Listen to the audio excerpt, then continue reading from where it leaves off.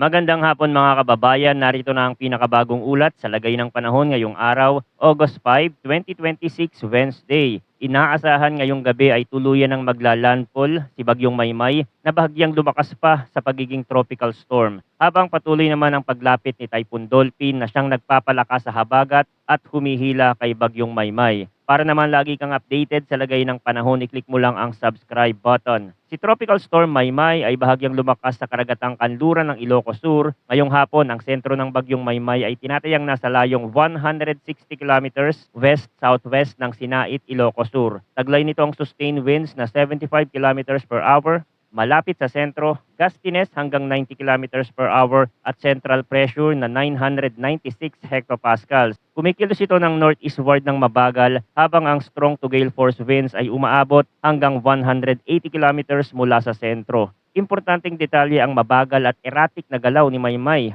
dahil mas humahaba ang oras ng ulan at pabugsong hangin sa mga lugar na nasa ilalim ng kanyang rain bands. Hindi lang ang sentro ng bagyo ang dapat bantayan, ang malawak na sirkulasyon nito, ang paglapit sa hilagang bahagi ng Luzon at ang kasabay na habagat ang magdadala ng malaking bahagi ng epekto sa lupa. Habang nasa kanluran ng Ilocos Sur ang bagyo, mas tutok ngayon ang pagbabantay sa Ilocos Region, Cordillera Administrative Region, Central Luzon at mga karatig na lugar. Sa labas naman ng Philippine Area of Responsibility, patuloy ding binabantayan si Typhoon Dolphin. Ngayong hapon, ang sentro nito ay nasa layong 1,765 kilometers east-northeast ng extreme northern Luzon. Taglay nito ang maximum sustained winds na 155 kilometers per hour malapit sa sentro at gustiness hanggang 190 kilometers per hour. Kumikilos ito westward sa bilis na 15 kilometers per hour. Malayo pa ito pero dahil malakas at malawak ang sirkulasyon, maaari nitong maimpluwensyahan ang galaw ni Maymay at ang daloy ng hangin sa paligid ng bansa. Sa ngayon, nakataas ang tropical cyclone wind signal number 2 sa Ilocos Sur, northern at central portion ng La Union, northwestern portion ng Pangasinan, southwestern portion ng Abra, western portion ng Mountain Province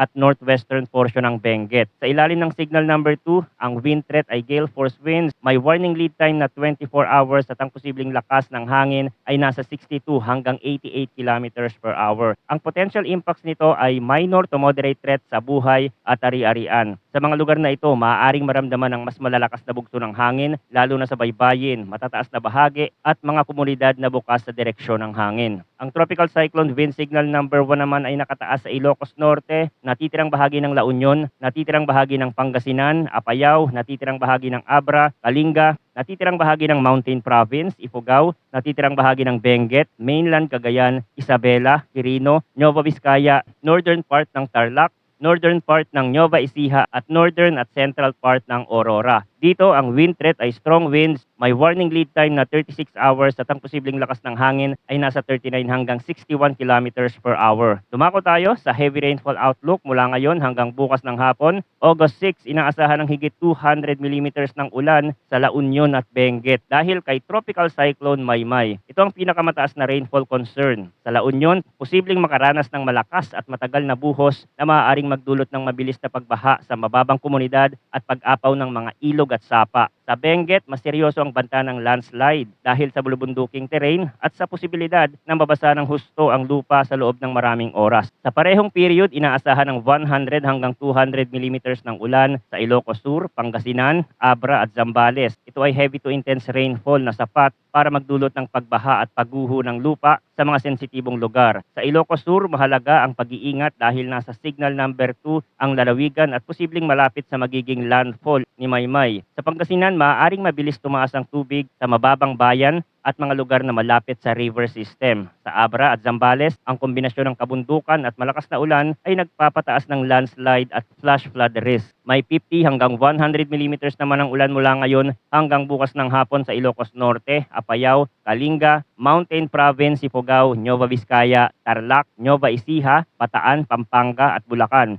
Ito ay moderate to heavy rainfall. Sa Cordillera, mas dapat bantayan ng landslide. Sa Tarlac, Nueva Ecija, Bataan, Pampanga at Bulacan, mas posible naman ang localized flooding sa low-lying at urban areas. Mula bukas ng hapon hanggang Friday ng hapon, August 7, inaasahan ng 50 hanggang 100 millimeters ng ulan sa Ilocos Sur, La Union, Pangasinan at Benguet dahil pa rin kay Bagyong Maymay. Ibig sabihin, kahit matapos ang pinakamabigat na ulan ngayong araw, hanggang bukas ng hapon, mananatili pa rin ang moderate to heavy rainfall concern sa mga lugar na ito. Kung mababasa na ng husto ang lupa sa unang round ng ulan, mas malaki ang epekto ng panibagong buhos kinabukasan. Bukod sa ulan na direktang nauugnay kay Maymay, mayroon ding heavy rainfall outlook dahil sa southwest monsoon o habagat. Mula ngayon hanggang bukas ng hapon, August 6, inaasahan ng moderate to heavy rains o 50 hanggang 100 millimeters sa Metro Manila, Rizal, Cavite, Batangas at Occidental Mindoro. Sa Metro Manila, posibleng magkaroon ng pabalik-balik na ulan na maaaring magdulot ng mabilis na pagbaha sa mga kalsada, lalo na kung sasabay sa oras ng biyahe. Sa Rizal, Cavite, Batangas at Occidental Mindoro, mas dapat bantayan ang mga lugar na nasa paanan ng bundok, malapit sa ilog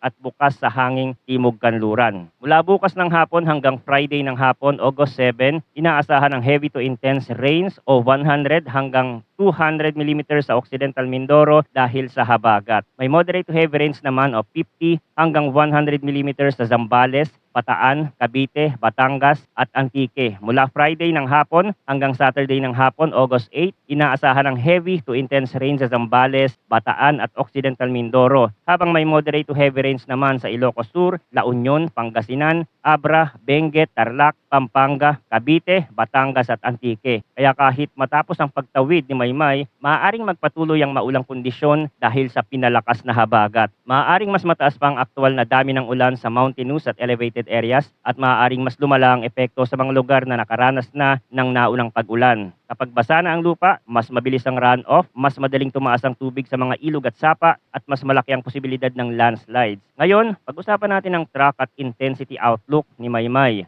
Ang heavy rainfall at severe winds ay maaari pa ring maranasan sa mga lugar na nasa labas ng landfall point at forecast confidence cone. Hindi lamang ang sentro ang may epekto. Ang rain bands at malawak na sirkulasyon ay maaaring umabot sa mga lugar na malayo sa eksaktong dadaanan ng bagyo. Maaari pa ring mag-shift ang track sa loob ng confidence cone, lalo na dahil erratic ang galaw ni Maymay sa ibabaw ng dagat kanluran ng Ilocos Sur. Sa kasalukuyang forecast, si Maymay ay kikilos generally eastward at maaaring maglandfall sa Ilocos Sur o La Union ngayong gabi o bukas, August 6 sa madaling araw. Pagkatapos nito, tatawirin nito ang landmass ng Northern at Central Luzon hanggang bukas. Dahil tropical storm pa ito habang papalapit sa kalupaan, mas magiging ramdam ang kombinasyon ng ulan at hangin sa mga lugar na malapit sa landfall area at sa mga lalawigang dadaanan ng sirkulasyon nito. Pagdating sa lakas, inaasahang mananatili si Maymay bilang tropical storm habang papalapit sa Philippine landmass. Pagkatapos ng landfall, hihina ito bilang tropical depression bukas ng umaga at maaari pang ma-downgrade bilang low pressure area bukas ng hapon o gabi. Karaniwan ng ganitong paghina kapag ang bagyo ay tumawid sa kalupaan dahil nawawala ang tuloy-tuloy na energy mula sa mainit na karagatan. Pero kahit humina ang sentro, hindi ibig sabihin na mawawala agad ang ulan. Ang natitirang moisture trough, ang habagat ay maaari pa ring magdala ng moderate to heavy rains sa ilang bahagi ng bansa. Ang presensya ni Typhoon Dolphin sa malayong silangan, hilagang silangan ng extreme northern Luzon ay mahalaga rin. Habang kumikilos ito westward, maaari nitong maimpluwensyahan ang steering flow sa paligid ng northern Luzon kahit hindi direktang tumama si Dolphin sa bansa. Ang lakas at lawak ng kanyang sirkulasyon ay maaaring magkaroon